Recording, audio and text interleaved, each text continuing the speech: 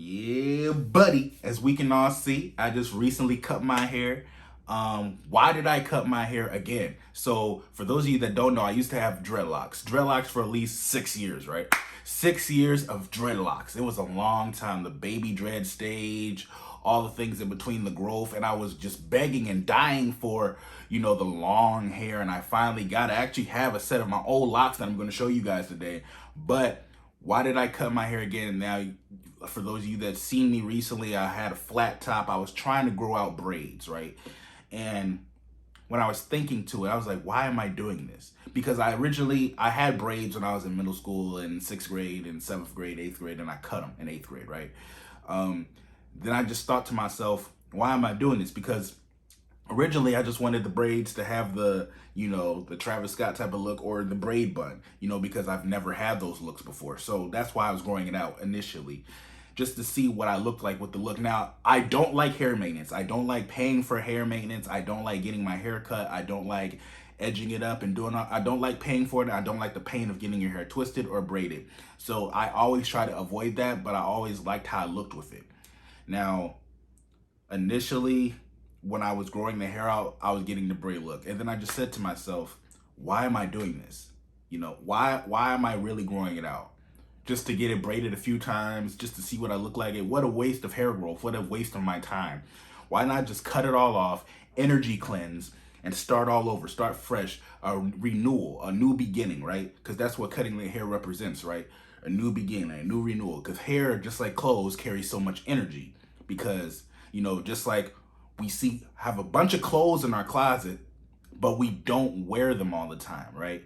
Because we don't wear all of our clothes all the time, because our energy, our natural energy, may not fit the energy that we felt when we had the clothes on before. That's why every time we get a new outfit, we feel so rejuvenated, right? We feel so, because we feel so fresh, so new, so rejuvenated, so realized now. And the clothes that we have in our closet, we may, I'm not feeling this today. There's a reason for that. Instead of just slapping it on, every piece of clothing has energy to it. Same way with hair. Each hair growth has energy to it, positive and negative.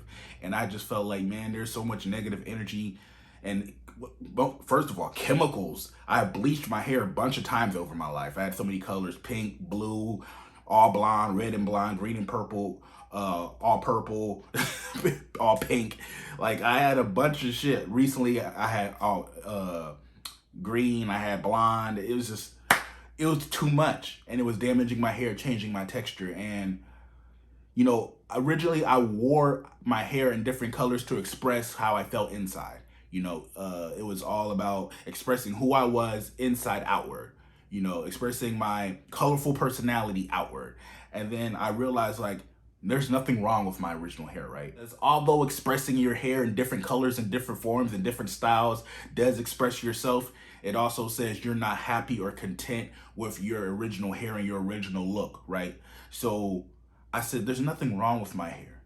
Especially speaking for black people. A lot of people say black people's hair is nappy and unkempt, and it needs to be combed to look, because that's presentable, that's beauty standards, that's what's been formed over time. And then we've been told, like Madam C.J. Walker, she was the first person to invent the perm, basically, which allowed black people to get jobs, because white people wouldn't give black people jobs because of how their hair looked, saying their hair is nappy and not professional and all this type of thing. And for it to be professional, it had to be like white people's hair, straightened and all this. This started a whole domino effect that's continued into society and capitalism today, that capitalism has taken over with the beauty standards and hair stores all over the place, and people unconsciously do these things, right? And I just said to myself, you know what? Why don't I escape the rat race and just be myself, be my truest self? And I just decided, let me just cut all of my hair off, get rid of all the chemicals, all the dye, all that, and just have my natural hair color, my natural hair texture, and just be me. There's nothing wrong with it. And if anybody doesn't like it, that's their problem, right? As long as I like it, right? Because if somebody doesn't like it, that's their skewed vision and views on society. And matter of fact, I have my old set of locks that I'm going to show you guys. I have my old set of locks that I'm going to show you guys right now. This is my old set of locks that I had for 6 years, right?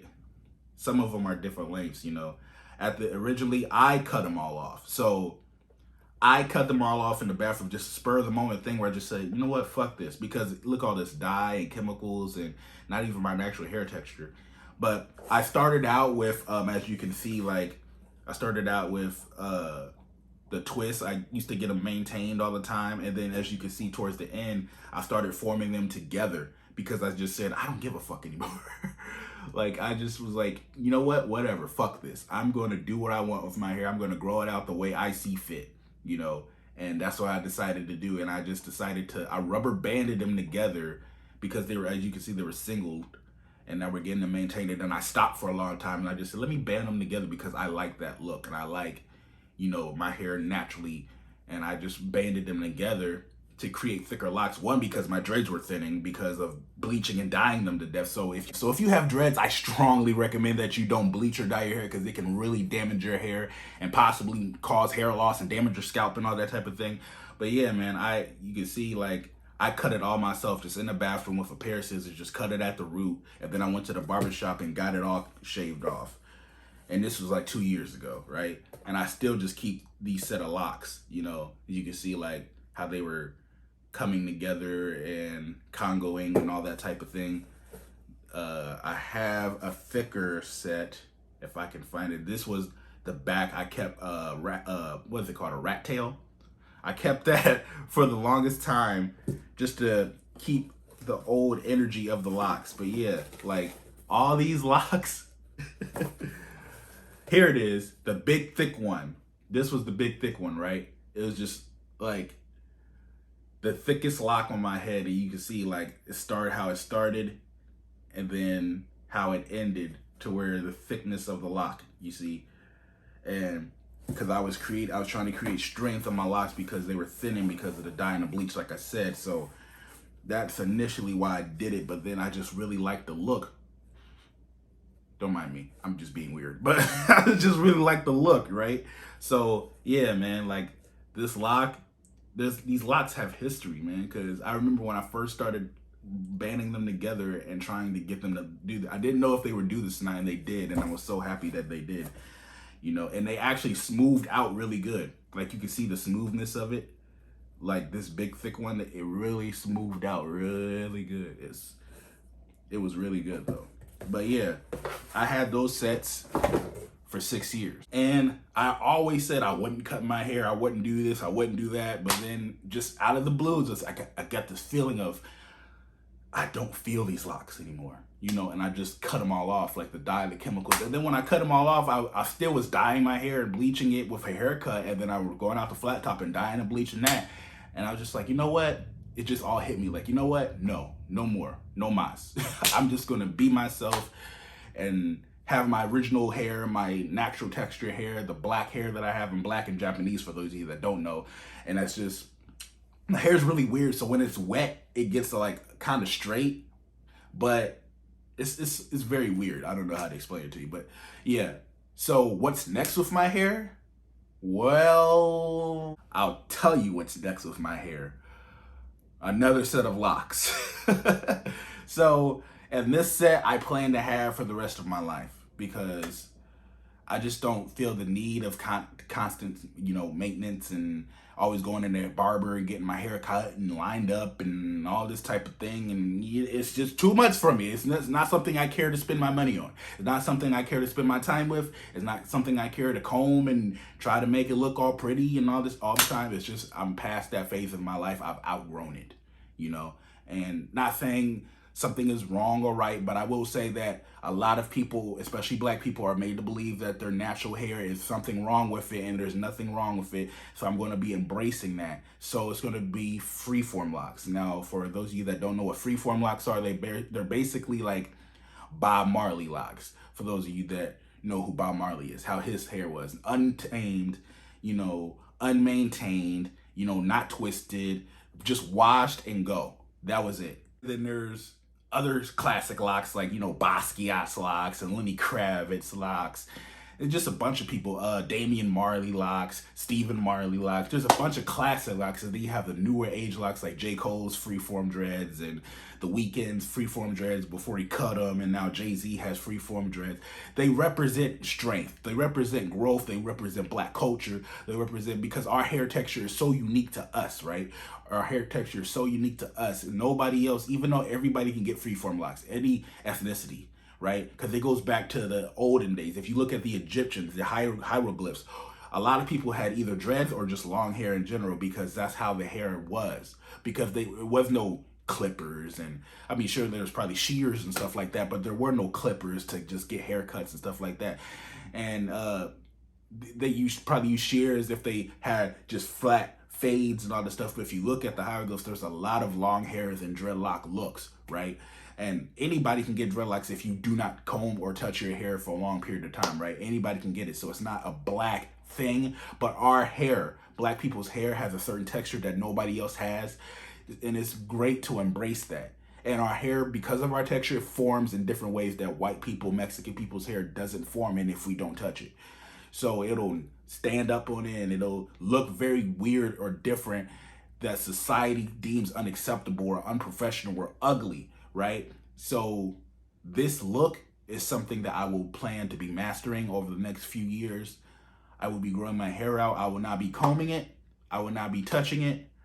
I will be aiding it as far as trying to get the locks to start, because you have to start it, or you cannot start it at all. You know what I'm saying? You cannot touch it at all, either way. But you can like do this or like add a little, just to give it a little form, and then don't touch it at all. Just wash and go. No combing, no nothing. No lineup, no nothing, unless that's what you're into. You know what I'm saying? Unless you still care about that type of thing. But for me, it's just about not really giving a fuck no more, and just looking how I look and look how my hair is supposed to look. Because there's something that somebody said once. I'm not really a Christian or spiritual person, but I will say this, that they said, if our hair always grows, why do we cut it? And then the response in the video, it was a live video. The response in the video, the guy said, because it looks sexy. Because I look sexier, or whatever he said, right?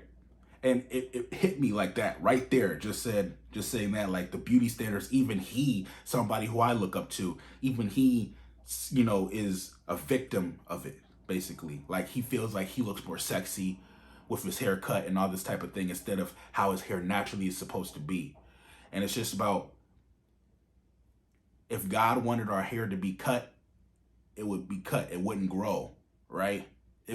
Our hair is supposed to form how it's naturally forming. And because of beauty standards, or people saying, this is how you're supposed to look, this is professional, this is not professional, and then this different styles that formed over time, over the times, you know, in the decades that created, and now it's just how it is.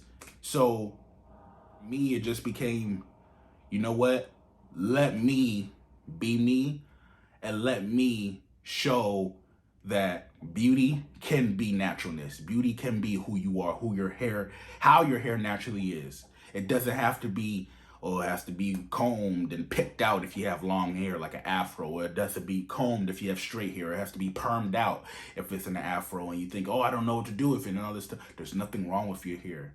And then it makes it harder when society makes fun of you and cracks jokes about if your hair is not combed and all this type of thing.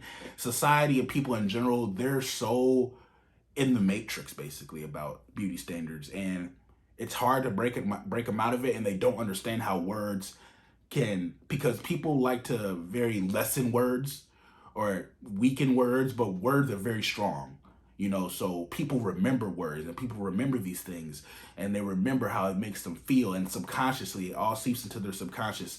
The mind is always listening to the words, basically. So it's very important that, to me, that I represent the change that I want to see. It's very important to me that I represent the self-love that I want all my people, all the black people, and all people in general to have for themselves and for their hair and for how they look.